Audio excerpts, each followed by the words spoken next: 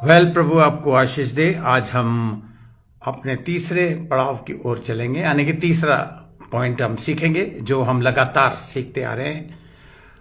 छोटी सी प्रार्थना के साथ। पिता परमेश्वर, मैं धन्यवाद करता हूं। मैं इस अध्ययन को इसलिए दे रहा हूं क्योंकि पवित्र आत्मा ने और कुछ लोगों ने मुझसे ये पूछा कि इसका क्या मतलब है, तो मैं उन्हें बता रहा हूं। प्रभु, सुनने वालों को समझ और अंडरस्टैंडिंग देना प्रभु, और मुझे जो भी शब्द मैं बोलूं पवित्र आत्मा में होके बोलूं, और बल्कि मैं ना बोलूं, पवित्र आत्मा मुझ में से होके बोले, यीशु मसीह के नाम से, आमीन। आइए हम अपने, मैंने कल आपको दूसरा कुरिन्थियों का दूसरा अध्याय का 14वें पद से बताया कि वहां पर जो एक शब्द दिया गया है हिंदी में, वो खुशबू, सुगंध दिया गया है, लेकिन वो स्वाद है। अब मैं आपको आगे लेके चलूंगा इस सवाल के साथ कि क्या आपकी उपस्थिति पृथ्वी के नमक होने के, जो प्रभु यीशु मसीह ने जो हमें कहा है कि तुम पृथ्वी के नमक हो, तो वो नमक होने का कार्यभार इस संसार में, इस संसार की कड़वाहट से भरी जिंदगी में, क्या आप नमक होने के रूप में, या आपके अंदर जो प्रिजर्वेटिव फोर्स है वो, प्लस आपके अंदर एक नमक का जो स्वाद है प्यारा सा, जो प्रभु के वचन से आता है, उस उपस्थिति को, अपनी उस उपस्थिति को लेके इस संसार में आप काम कर रहे हैं या नहीं। ये बहुत ही इंपॉर्टेंट बात है। आज हम तीसरे पॉइंट पे चलेंगे और मैं 10 मिनट आपका लूंगा, और इस 10 मिनट में मैं आपसे बार बार एक ही सवाल पूछूंगा कि क्या आपकी उपस्थिति इस काम को, जो चेलों को यीशु मसीह ने कहा करने के लिए, आप कर रहे हैं। अब देखिए, तीसरी बात पर हम ध्यान देंगे। नमक को पिछले समय कालों में, यीशु मसीह के समय कालों में, उनसे पहले, यीशु मसीह के आने से पहले एशियन वर्ल्ड में, बार बार मैं आपको एशियन वर्ल्ड का हवाला इसलिए दे रहा हूं कि उस समय काल में ये नमक एक और काम करता था। नंबर 3 पॉइंट है, और वो था, नमक एक एंटीसेप्टिक की तरह भी इस्तेमाल में लाया जाता था उस एशियन वर्ल्ड में, उस समय काल में, जहां पर धूल, मट्टी, अलग अलग प्रकार की बीमारियां, उस समय काल के लोगों की हेल्थ की जो दुश्मन चीजें थीं, तो नमक का इस्तेमाल एक एंटीसेप्टिक के पदार्थ के रूप में किया जाता था। ध्यान से समझ लीजिए आप इस बात को। उस पर, या उस जगह पर जहां सड़ने का अंदेशा होता था या डर होता था, वो नमक का इस्तेमाल एंटीसेप्टिक के रूप में करते थे। आज हम भी अलग अलग किस्म की बीमारियां, प्रभु का धन्यवाद, इस अनुग्रह के युग में मेडिकल ने, या प्रभु ने मेडिकल के द्वारा हमें एक मदद दी है, जिसे मैं थर्ड एड बोलता हूं। दुनिया, देखिए, संसार और वचन में एक ही फर्क है। वर्ड एंड वर्ल्ड में एक ही डिफरेंस है। वर्ल्ड के ऑपोजिट चलता है। वर्ल्ड कहता है, मेडिकल एड को कहता फर्स्ट एड, पर मैं आपको सिखाता आया हूं, सिखाता रहूंगा। फर्स्ट एड इज, जब भी कोई प्रॉब्लम हो, कुछ भी हो, we should take first aid. पहली सहायता हमें परमेश्वर से लेनी चाहिए। Second aid, we should go to man of God and let him pray for you.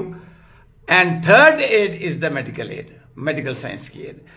तो देखिए, नमक उस जगह लगाया जाता था जहां उन्हें लगता था कि घाव सड़ सकता है, फैल सकता है, और उस व्यक्ति के स्वास्थ्य के लिए हानिकारक हो सकता है।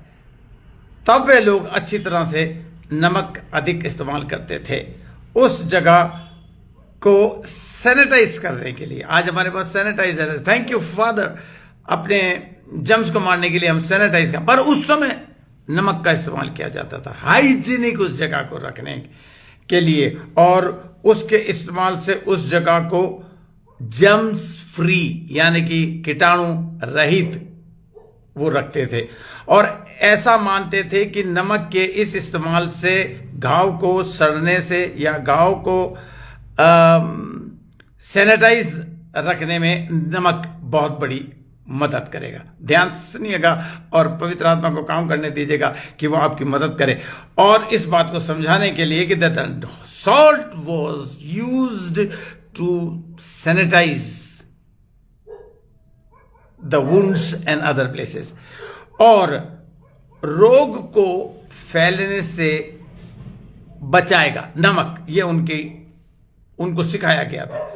जैसा कि गांव में कुछ बीमारियां ऐसी होती थी जहां रोगियों को गांव के बाहर रख दिया जाता था बीमारियों के फैलने की वजह से, और जब उन्हें उन जगहों को जब वो बाहर कर देते थे तो वहां उन जगहों पे जहां वो रोगी रहे हैं नमक छिड़का जाता था, इसलिए कि रोग फैले ना। और उस जगह को एशियन वर्ल्ड में यह माना जाता था कि नमक वहां के वातावरण को भी शुद्ध रखेगा।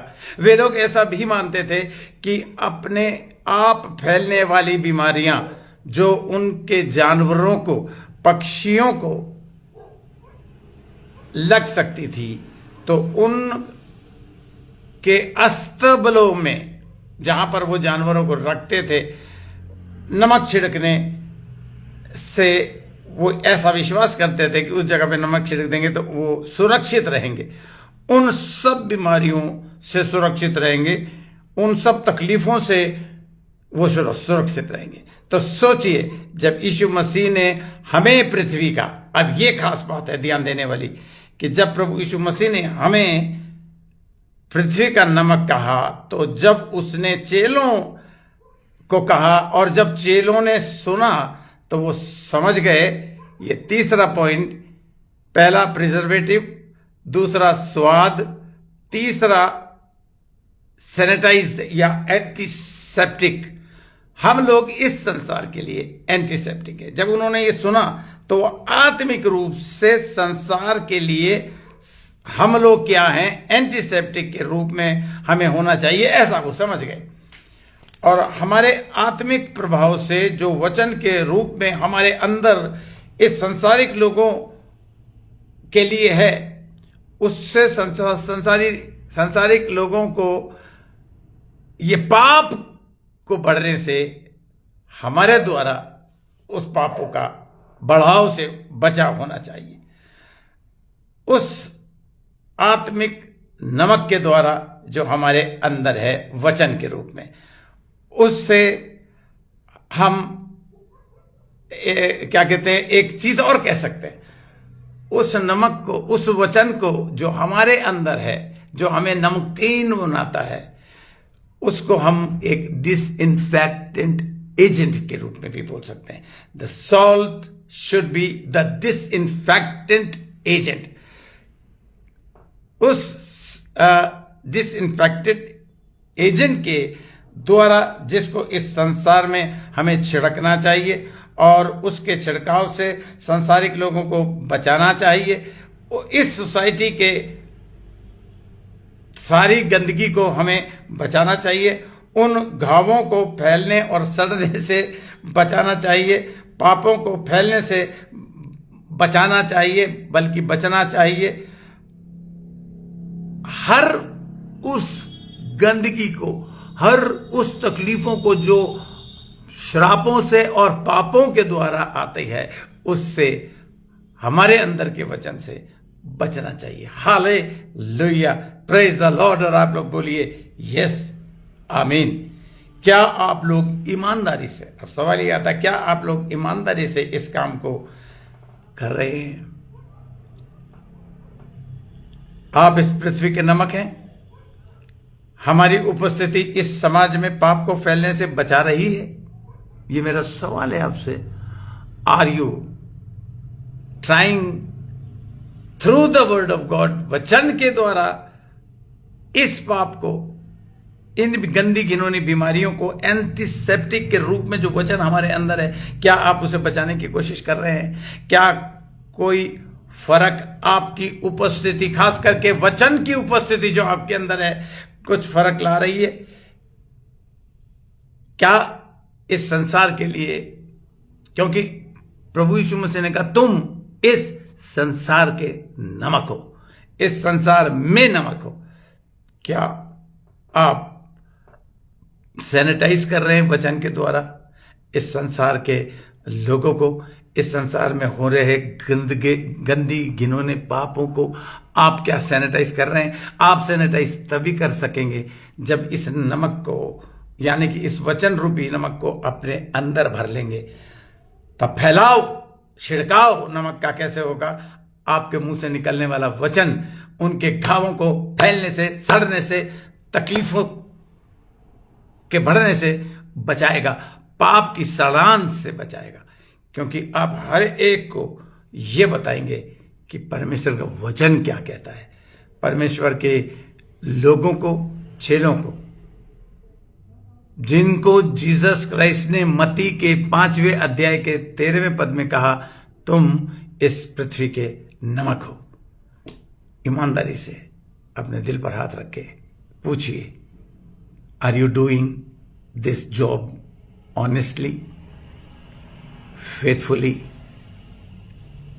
आप तभी कर सकेंगे जब आप